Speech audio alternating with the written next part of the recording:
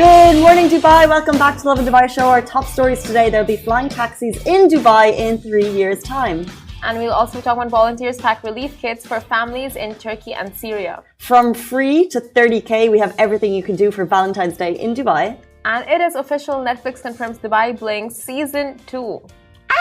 And then do stay tuned because later in the show we're going to join by Winnie Kariuki, who's talking about cancer and why knowing it exists is not enough. It is your reminder to get checked. But before we get into all of that, apparently there's some football being played during the Rihanna concert this morning. Oh, the football game that they are playing and disrupting Rihanna's concert. Well, it's done now. The Kansas City Chiefs are the winner of Super Bowl 2023, 38-35. Philadelphia Eagles will have to play another day if they want to get that title. But the action was off the pitch as much as it is on the pitch, with Super Bowl ads costing millions and millions and millions and millions and millions of dollars for 30-second slots. And of course, Rihanna. But honestly, before we get into Rihanna, I must say that you, at one point in your life, need to take up sports commentary. That was just so like off the path, Philadelphia, and I don't know. It's in front of me. Still. It's no more off the cuff than right there.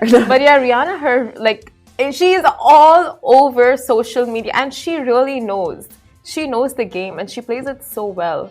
She knows exactly what's going to work. And this is her performance after years and years, like a very long hiatus. She's back. 100%. And that baby bump reveal, like, oh my God. What a way to do it. What a way. Boss so woman. If you've been living under a rock for the last 2 hours and haven't been checking your social media, Rihanna is pregnant with her second baby with ASAP Rocky. And it's super exciting. She revealed it in the first 3 seconds of her performance at the Super Bowl. Oh my God, though, like, it was so, like, subtle. It wasn't, like, bam. It was, like... Just, like, rubbed her belly. And the song is stuck in her head, so she came out to, Amy, what you got? So good. So good, yeah. And then, literally, like, I think, my social media accounts that I'm following, it wasn't even about the Super Bowl. It was about her. It was about that concert. It was about people just turning off their TV after her concert was done. No, but you watch the ads. But I think we're not a Super Bowl country, right? So, yeah, like if we were in the States, I'm sure it's going to be about the Super Bowl. But because we don't stay tuned halfway through the year, why would we suddenly today become fans? We're not fair weather fans. We are fans of Rihanna. We are fans of Super Bowl ads. J-Lo and Ben Affleck, by the way, appeared at a Dunkin' ad. You can watch it online right now. And we're gonna be pouring over those ads all through the day. The hits, the misses.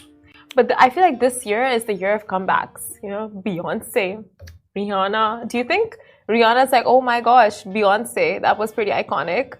Should I also take up the Super Bowl for my comeback? I mean, you could have seen Beyonce's performance as the Atlanta super iconic, but Rihanna's at the Super Bowl solo, one in less than 10 women to do it of all time. Like, that is her own thing. She doesn't need to. They don't need to compare themselves. I don't know. They're both amazing in their own rights. And in terms of making headlines, as you said, Rihanna knew exactly what she was doing if she's going to announce. And like, how great, how great to, working. Amazing announcement. Yeah, Love and it. The only pregnant woman to have performed at the Super Bowl. That's just another, another record, I guess. Not record, sorry, another title.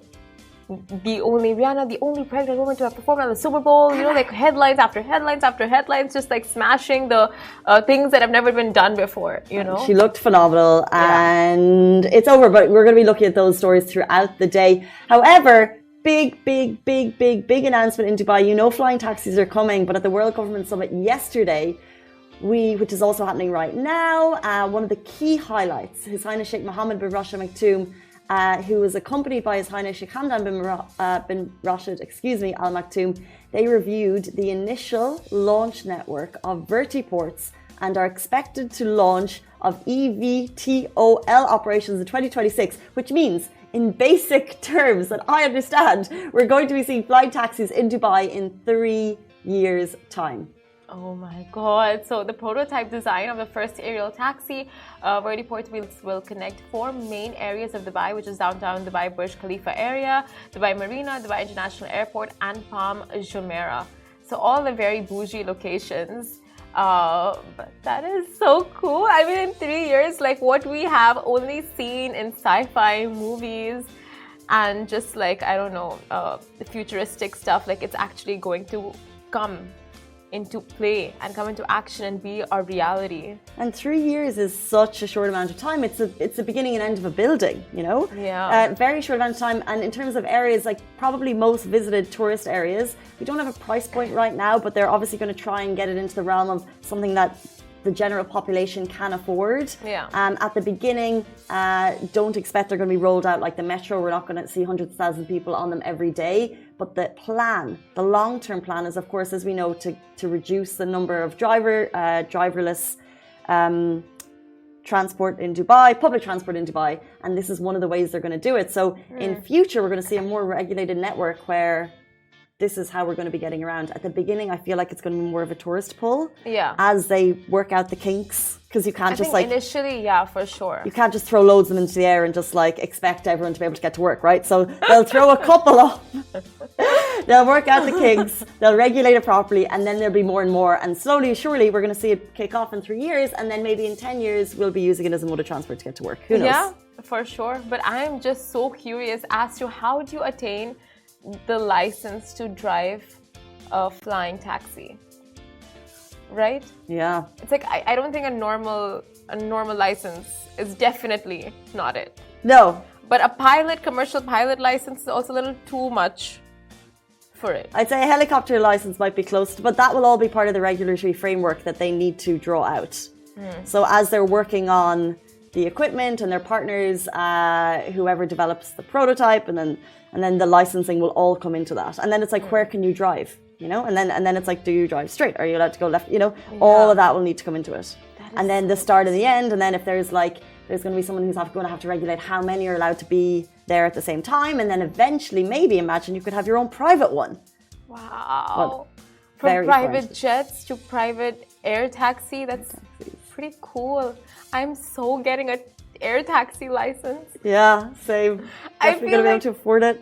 I feel like it is somewhere like, you know, mid-range. Like you have commercial pilot license, then you have like a private jet license. I don't know what kind of licenses are out there, but like this one seems doable. Do you think it's obtainable? Like then I'm so behind license, right? You can drive me to work. Done. They look like they take 4 people. So we have me, Ali Baba, Ali Khalil, Shahir, and Simran driving. Perfect. Dream. This is literally. I was like, what a cute thing. And if you can hear the guys, they're like, no, I want my life. How rude. You don't trust Simran driving an air taxi? What the? I mean, whoa. You know what? It's just sexism. At this point, it's just sexism. The Ali duo saying they don't trust a woman to drive an air taxi. That is blatant sexism.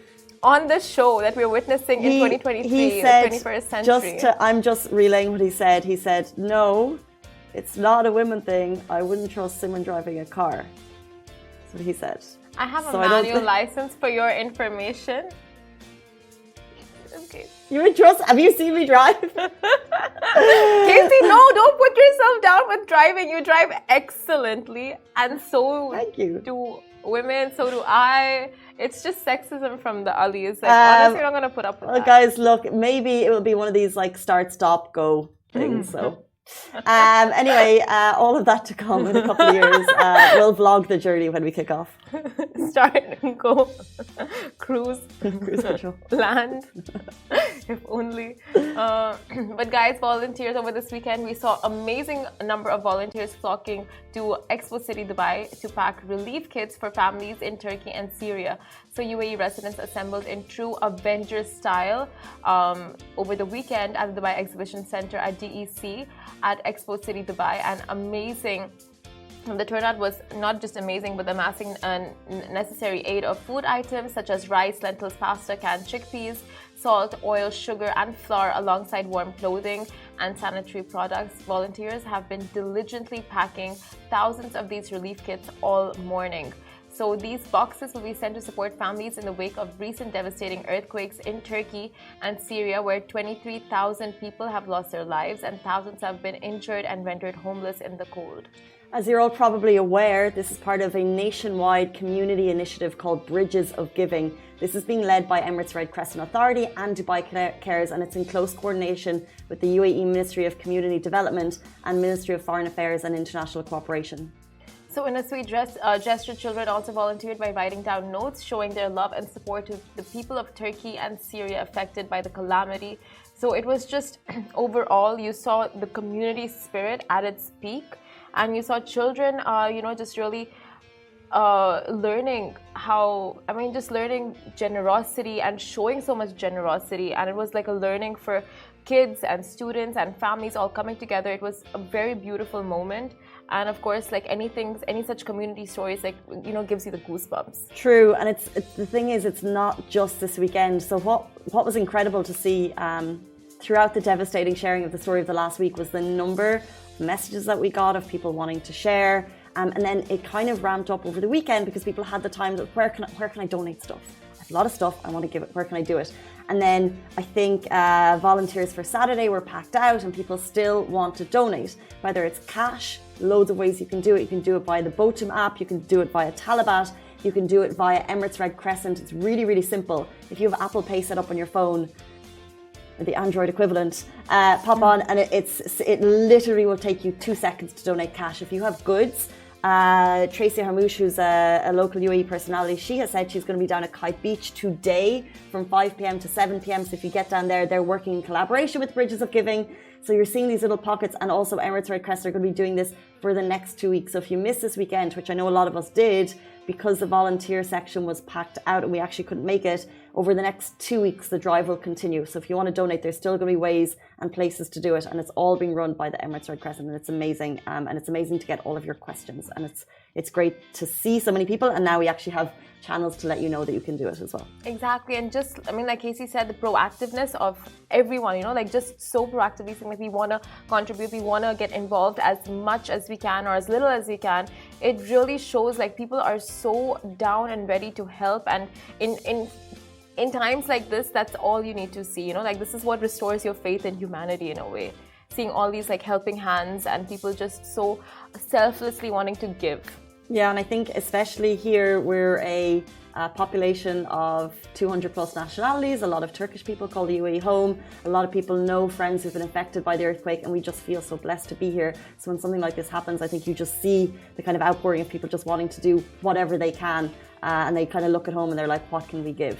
So whether it's like cash, time, or goods, they try to do that. So we will continue to bring updates of places where you can give back as we hear them, as and when we hear them. So do check out our Instagram feed, because that's where we put the quick stuff, and then more in-depth things always, of course, on our Lovin website. But let's jump in. Today is February 13th. Which means tomorrow is February 14th, and if you've been living under a rock, that means tomorrow is Valentine's Day, the day to celebrate the love in your life. And if you want to do it for free, all the way up to 30k, Dubai is the place to do it. So Valentine's Day is just one day, but when it comes to big gestures, this is the city for it. So last year, Dubai peeps went crazy when there was a 1 million dirham Valentine's Day package. Kind of nice to see that that's not there this year. It's been toned down a little bit. However, you can go for quite fancy opportunities all the way to 30k to 50k to 60k, and we're just going to list out a couple of them and then some of the cool free stuff that you can do. Okay, so let's start with the big gesture. So on February 14th at Atlantis The Palm, you can pick a fancy underwater Michelin-starred dinner with your significant other for a 30,000 dirham dinner under the stars, and Oceano has laid out a 10-wave set menu that can be enjoyed over stunning views of the Ambassador Lagoon, with divers in the aquarium holding out personalized messages for your beloved, and plus the lucky lady will receive a special gift from Tiffany & Co. while live singing ensues in the background straight out of a movie scene. Yes. It is insane. It is literally. However, if you know, it takes all of the planning for you. Yeah. If you want to know what is peak What is the peak thing you could possibly do on Valentine's Day? The ticks, the music, all the senses there. You got the food, you have the kind of like... Sight, you have the smells. Yeah, the side behind you have divers coming personalized messages, and you have fish and then dolphins and all these like sharks. I don't know, just so cool. What would you put on, and stingrays, I love stingrays. What would you put on the message? Personalized message. If it's that you're kind of dating. Let's take a break. It's such a plot twist. Are you dead inside? Let's take a break. Imagine. Oh, that would be such awful. A plot twist, though. No. Like the one last hurrah. I think there'll be a couple of big messages, you know? Yeah, I'm pregnant with your child. Because the thing is, but if you're going and either you're already married or pregnant with a child, yeah, what would you put there if you're not proposing? You know what I mean? Because it feels like a will you marry me type.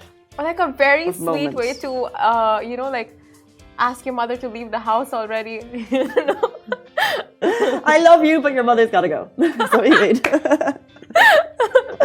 Sorry, Mom. Stop leaving the toilet and lid closed. I love you, but. I love you, I love you this dinner much, but. Yes. But. All of the buts. That would be such a plot twist that the other person did not see coming. Well, I think it's not. It's like if you're not planning to get married, so it's like I love you. However, okay. So there's so many more amazing things to do on Valentine's Day in Dubai. Simran has listed out amazing restaurants for all budgets, whether it's like private cabanas or just nice little 3-course meals. But then also there's beautiful things you can do that don't cost anything at all. Check out that sunset. Go to Kite Beach. Go for a little walk in Al Qudra, go to the desert, go to Dubai Marina, walk on blue waters. Cycle. Go for a little cycle, go to Dubai Creek, catch the sunset. It's phenomenal.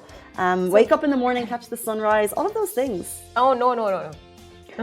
Not the last one. Let the lovers sleep it in. No waking up early morning.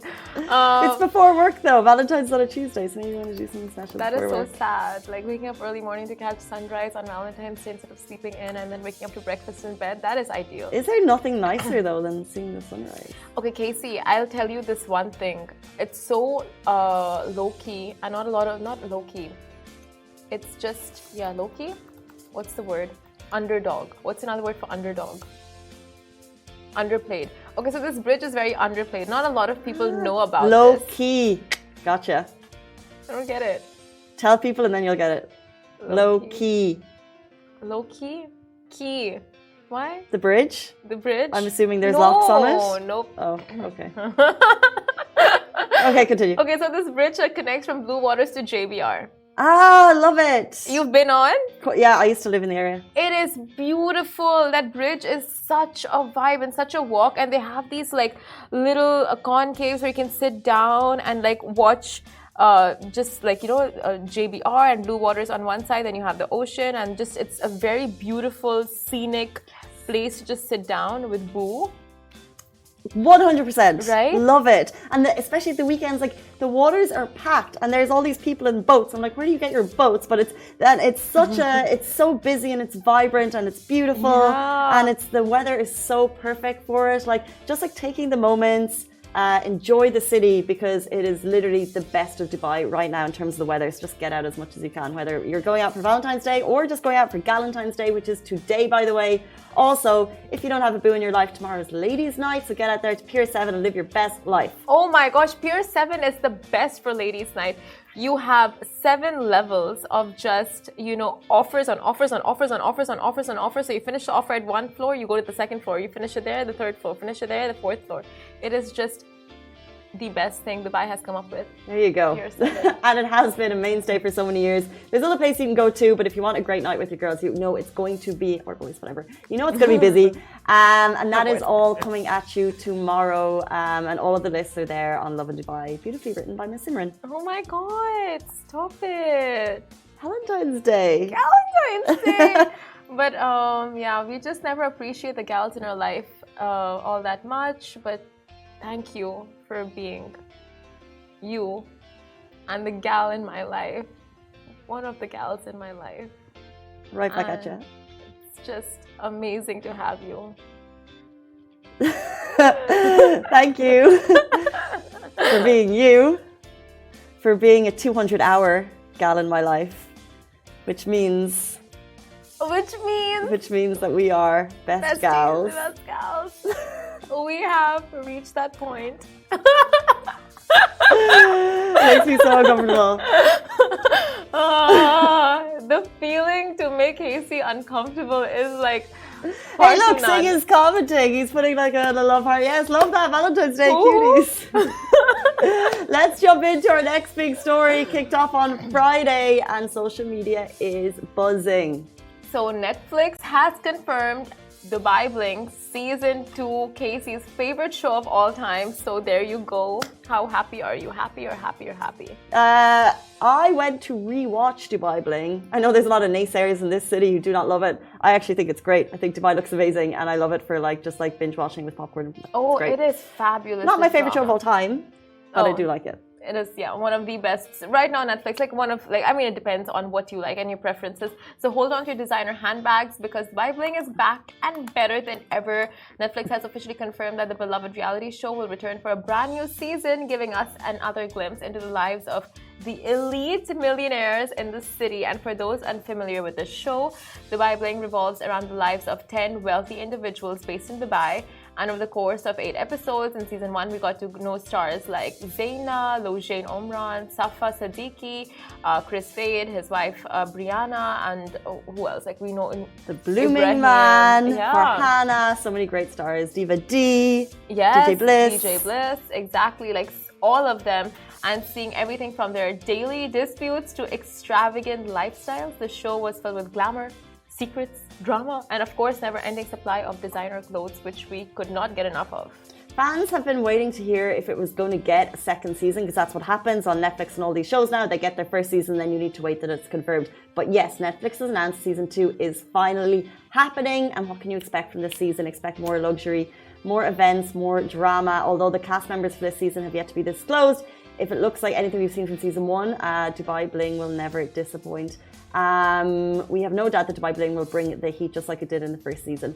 But look, whenever we post about Dubai Bling, it gets quite a mixed reaction. We are based in Dubai, but this became a global success. Yeah. So we're getting a reaction from a Dubai audience. Globally wise, just so you know, the show launched in October. It went on to global success, trending in the global top 10 for non-English series for 4 weeks in a row, and reaching the top 10 list in 47 countries in the world. 47 countries, this was top 10. And I think seems like the problem here is people don't like that. They think it reflects what Dubai is meant to be as a whole. Yeah. It doesn't attempt to do that, I don't think. So you get a very mixed reaction for a Dubai audience who want to probably sometimes show the more real side of Dubai, but this is reality TV. In terms of drama and in terms of outrageous characters, it's giving. It's giving. Yeah. It's like, you know, Safa and Zaida, oh my days, in terms of characters who just like the personalities. Their memes, their personalities, like they're very memeable, they're very watchable, they're very funny. So many of the cast are great. So it's coming back for season 2 because of its global success. Yeah, and so much has happened since season 1. We don't have the dates revealed yet as of when season 2 is dropping, but so much happened after season 1 got over with the coffee scene and like, you know, what people were doing with their fame and all of that. Like Zaina now has a brand, and so does Safa have a clothing brand. So is that going to clash? Is that going to affect their friendship? You know, like they're going to become competitors in a way, but is it going to be like supporting each other, women supporting women? Like, you know, what's going to happen there? Like so many things you just like are so curious about. And then what's happened to Bliss and Dania and Ibrahim and Zaina? Have they sorted out, or like what's happening? And so true. And in terms of like the high level drama, then we also saw like what's going to happen with Chris and Brianna, because they showed a very real side of their relationship, which was like seeing a therapist and going through that. Yeah. That was part of the show too. So what are we going to see in future? Who knows? However, they kind of teased some new characters. What they used in their PR was like the fresh meat is coming, and you're like, wow. You can guess. Fresh meat. Like, is there going to be another influencer, and then Farhana's going to have to battle with her? Who knows? Fresh meat. There was, of course, the rumors that have kind of been like nearly confirmed that Saudi influencer, is it Amy Rocco? She was going to be on the show, and then because there was a dating storyline that the show wanted her to be involved in, she said no because it's not part of her. It's not part of her culture to show that publicly or to be part of that. So she pushed back and said no to Netflix. So we are going to see if other people will be involved.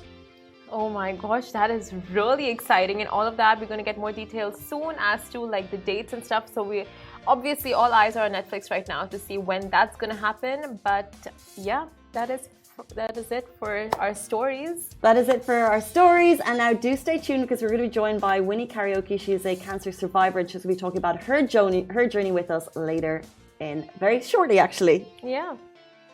Welcome back to the Lovin Dubai show. Our guest today has an inspiring story of courage, determination and hope. She is breast cancer stage 2 survivor and mum of 2 who, after facing one of life's biggest challenges, emerged with a newfound appreciation for life. Welcome to the show, Winnie Kariuki. Thank you so much for joining us. Thank you. Not at all. Thank you for coming.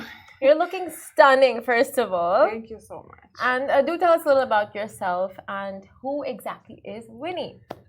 Okay. So I have been in Dubai for 15 years. I'm Kenyan.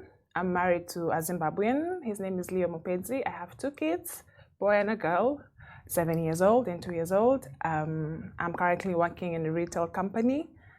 My first job in Dubai was in hospitality, so I've kind of been in a roller coaster of hospitality, aviation, and I'm now into retail. Yeah. And aviation and now retail? Yes. Yeah. I before retail, I lost my job with aviation through to COVID. So this is how I ended up landing into the retail company. So 15 years in Dubai, 2 kids. Yes. You have, as we said when we introduced you, a newfound appreciation for life because you went through quite a difficult journey to get here. Yeah. Can you tell us about the first time, how did you find out about your breast cancer diagnosis? Okay. 4 years back, I found cysts on my right breast. Like any other person, we would say it's okay, it's normal, it's perfectly fine. However, it didn't feel normal to me because it felt like I had stones on my breast. So I decided, okay, let me go and get myself checked. When I went to the clinic, they told me it's nothing alarming. We could just give you some pills to take and it will help the cysts to go down. But I still felt that I needed to do more. However, like anybody else, you would think it's okay. It's normal. And we use Google to just find things and answers on our own. Until one time I felt something very painful and I was like, okay, now this is not okay. And I decided to go back to the clinic. I met my doctor then. She referred me to a surgeon. And I started getting worried because why would she refer me to a surgeon? So I went and met the surgeon and she told me it's a lump and it's big and it needs to be removed. Like everything happened so fast. Okay, so I made my appointments. It was, I think, a week before that when I went to the clinic. I was just not wanting to go because I was afraid of what I might hear, but I kept my head up high. I did the surgery. They removed it was a lymph node. They didn't say it was a lump. They tested the lymph node. Thankfully, it came back negative. There was nothing alarming. And I was supposed to go back for checks every 6 months. That was in 2019. I think in September, I got pregnant. Because when I went for my surgery, it was a very minor surgery. That was in March. Mm-hmm. Then in September, I got pregnant with my second baby. I was given some pills to take, and I didn't take them because obviously I'm pregnant. I can't just take pills. And just like that, I forgot about it. I let the whole situation go. I went through my pregnancy. I delivered my baby. 2020 came COVID, which changed everything. I lost my job in June, right after I delivered my baby. So obviously the checks that I was supposed to do, I never did. 2021, on the same breast, on the right side, the same part where I had the surgery, I had a lump growing. Like the same feeling I had before, I had it, but this time around it wasn't painful. But the previous one was painful. So this one, I was like, okay, it's probably the same thing that happened to me before. So I never really did take much of awareness, I would say. Plus, I didn't have a job, so I don't have insurance to cover me to go to the hospitals and get myself checked.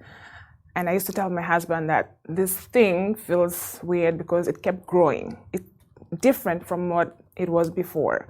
Like if I do like this through my arm, you could see how it was protruding and it wasn't painful, and I didn't want to think of the worst. Like it was not even in my wildest dreams to think that it would end up to be something so big. Towards the end of this September 2021, I found a job in the retail company. It was part-time, and I was lucky enough to get hired full-time. That was in January, and this is when I decided, okay, once everything is settled, I need to go back to the hospital and get it checked, because it was about a period of 1 year and a half since the last time I did my surgery, and I really didn't go back for checks because obviously after surgery, you need to go for follow-ups. I didn't do that. I completely ignored it. So, May, we traveled for my daughter's second birthday to Zanzibar, and we came back, and I told my husband, this is the time that I need to go back to the hospital to do checks, because then I felt like, no. How long, this was post-surgery, another lump had appeared. How long did you have that lump before you went to get that checked? I actually started feeling it after, because I was breastfeeding. So Did it not affect breastfeeding? No, not at all. But there's days where when I could touch, I would feel the lump. Like it was very weird. It's big. It's not in shape. It's like things I can't even explain it. But the fact that it was very big, when I opened my arm, you can see how it's protruding, and it wasn't painful. But I was questioning myself, how comes this time around it's not painful and the previous one was painful? But I just completely didn't want to know about what was happening to me. Okay, so now I settled down with a job, I have insurance, I make my appointment with my doctor, so I go, I do an ultrasound. I'm telling myself it's gonna be fine, it's gonna be maybe exactly what happened before. They will tell me it's just a lymph node, we'll remove it, and that is exactly what they told me when I did the ultrasound. So you had no idea anywhere that it could potentially be cancerous? Not in my wildest dreams, not. Because, and this is the stigma that we all have when it comes to cancer. I'm young. We all know that it's not going to happen. And it's something that, it cannot. I did the ultrasound, and then the lady told me, we need to refer you to a mammogram. And what is it called? There's mammogram and biopsy. So I did a mammogram first, and then they rescheduled me again to do a biopsy. So I came to understand later on, when they tell you to do a biopsy, then you should start worrying. But up until then, I didn't have any worries. Like, it was just like a normal check, like how you'd go to hospital and do checks. I did a mammogram, I went back for the biopsy. It's actually very painful, but thankfully I had anesthesia. But after that, I felt the pain. I went with a friend for the biopsy because my husband wasn't around. He's crew, so he's always flying. They called me. They told me, you need to come to the hospital and meet your doctor. Okay.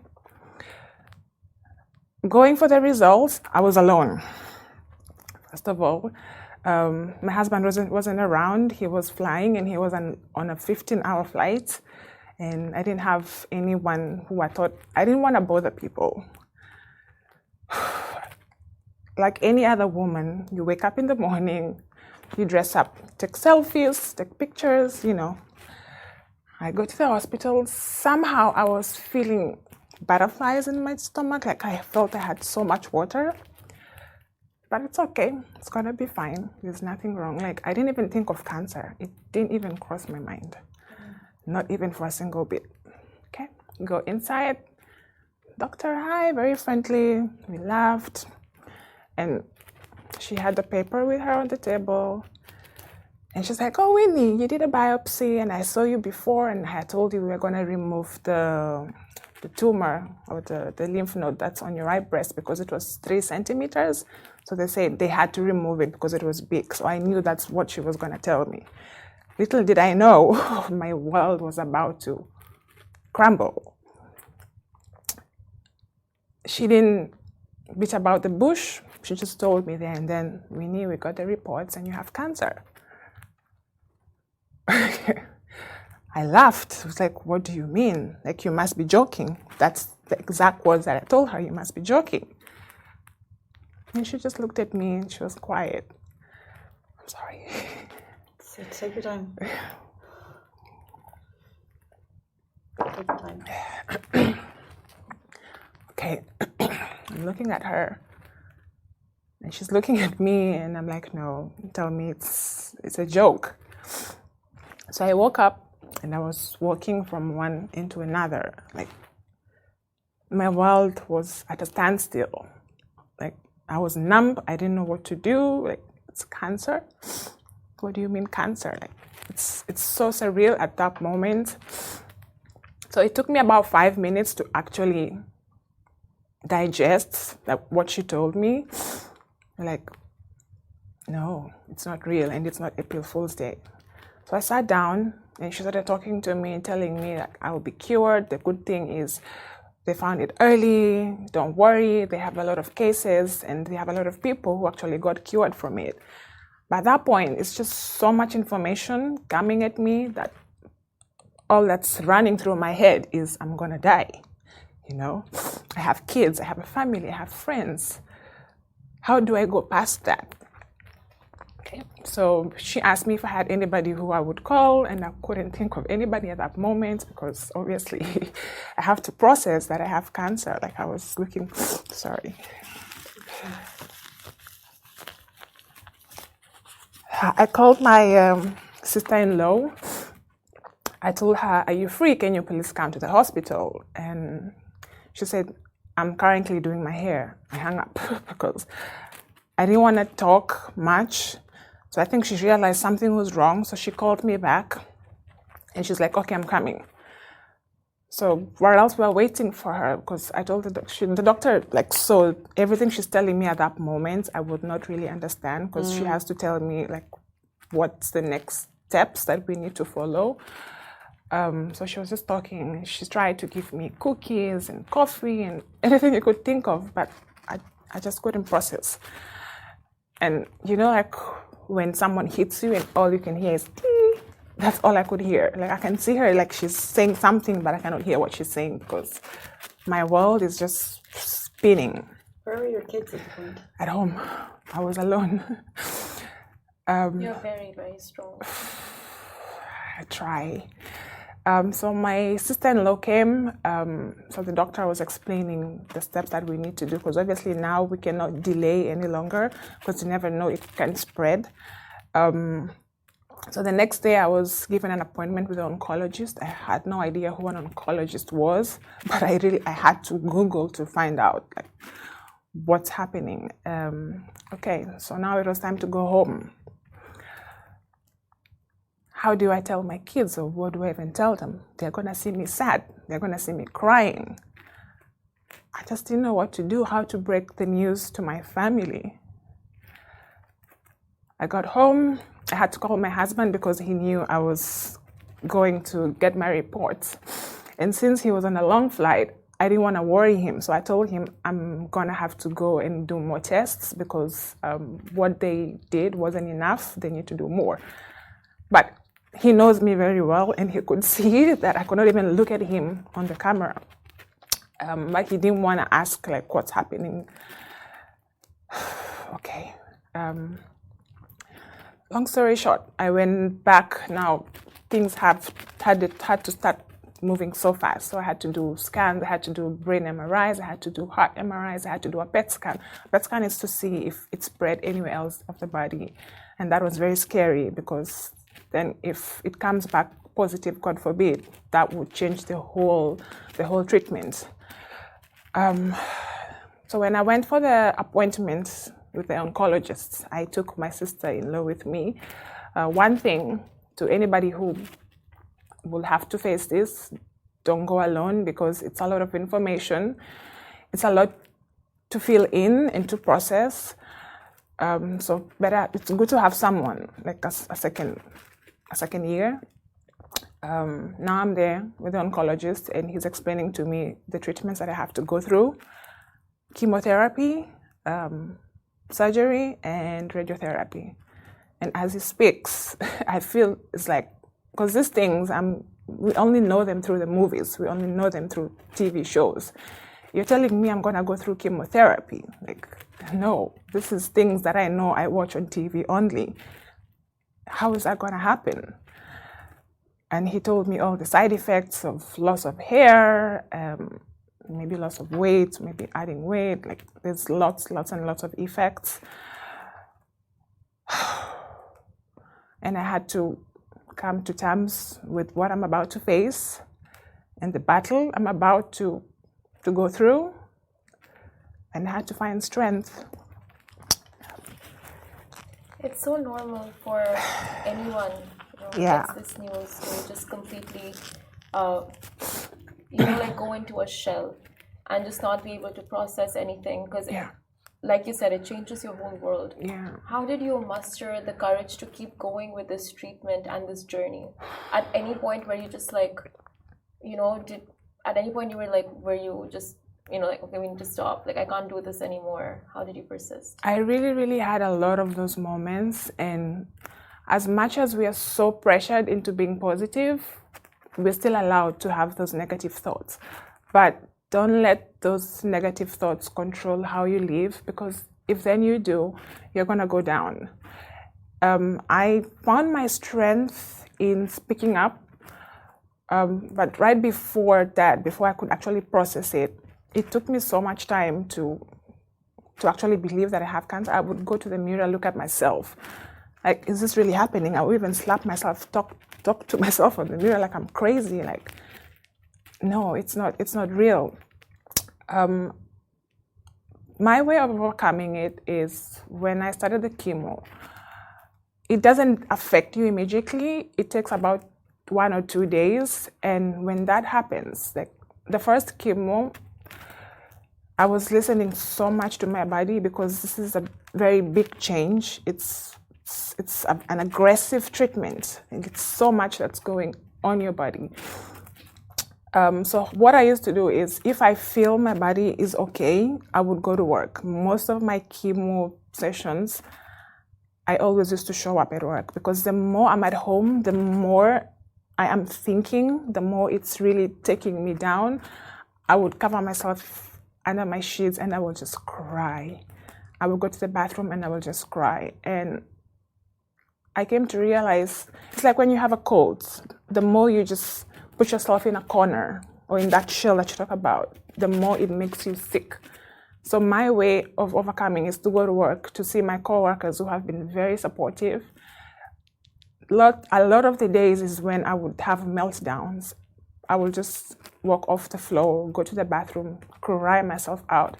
I would call a friend to just be there with me, to just comfort me and tell me it's gonna be okay. Let it all out, and I would get up and I would go and I would face my customers. And I love my job because we interact with people and we connect with people. So there's just those particular individuals where you have conversations and you, like the way you engage, you have a connection. And I have had a few customers that I would speak to and I would end up telling them my stories. And this is why I say it's very powerful for us to speak. It's not for everybody. You might just find one individual who you feel you can speak to, who you feel comfortable and safe to. But it was my kind of therapy to talk to people. A lot of people told me, Winnie, you need therapy, you need someone to talk to. But my therapy was speaking up to people, but also I would choose who I'm talking to. And I remember there's one customer who we really had a very, very good conversation, and I spoke to her. There were two ladies, And I ended up telling them that what I'm going through, and you never really know who you meet. The one lady, the mother had cancer, breast cancer. And the moment I told her I had cancer, she looked at me and she's like, oh, you still have nails. Because the mom, her nails would fall off from the chemo. So then you see, like, to hear other people's stories and to see what you're going through and what other people are going through, you're not alone. And this is why I feel we need to speak up. We need to change this stigma that goes around, because hearing and experiencing what other people are going through, it kind of makes you feel a little bit better about yourself. It's very challenging. It drains you emotionally, physically, spiritually. It takes all of you. And my courage and strength also comes from my kids, my family, because there's so much that's ahead of you, and you should not let cancer take you down. And there's moments where I felt like I wanted to give up. On my 4th chemo session, there's a moment where I felt like I can't do this. My husband wasn't around, my kids were sleeping, and I was left alone in the dining. And I'm just thinking to myself, why do I have to suffer like this? I'm just sick of being sick. I'm tired of being tired. But is this how I want to end my life? Like, no, I have to fight. You really, really have to fight. It is so hard. It is really, really hard, but as an individual, you have a purpose in life. We're all here for a purpose. You might not have already seen your purpose now, but there's so much more to life than you can think of. Like, there's so much that life has to offer, and you have to look at the brighter side and know that there's always light at the end of the tunnel. 6 sessions of chemotherapy, it felt like 6 years. I didn't think I would go through 6 sessions of chemo. How? But somehow I did. And you've come out the other side. Yeah. I just recently had surgery. As we speak at the moment, I'm still on recovery. It's been 2 weeks now. And I'm going to start radiotherapy on the 19th. But I just want to let people know out there, all the warriors who are going through cancer, there is hope beyond what you can see. Me sitting here right now, the Winnie that I know now, or that I know months back, would not be sitting here right now. I would not be here speaking about this. I was very naive. I was a very quiet person. I would not talk to people. But seeing what life has, or what life has offered me, we should appreciate life. The moment you wake up in the morning and you're healthy, you're able to vent for yourself, because sitting in that bed, I'm a very active person, and seeing myself lying down there, helpless, hopeless, I didn't want that for me. And this is why I kept on fighting, because there's so much ahead of me. There's so much that life has to offer. And we just need to fight. And this is very powerful. What you feed your mind is very powerful. If you feed your mind the negatives, you will always face the negatives. But if you feed your mind the positives, you will always feed the positives. So you have to, you are your own control. You are your own person. You're the only one who can navigate how you want your life. Nobody will. The support you get is also very powerful, because you need that. You need that support. And the support I have had from my coworkers, my family, my husband, he's been amazing. To have a spouse who will be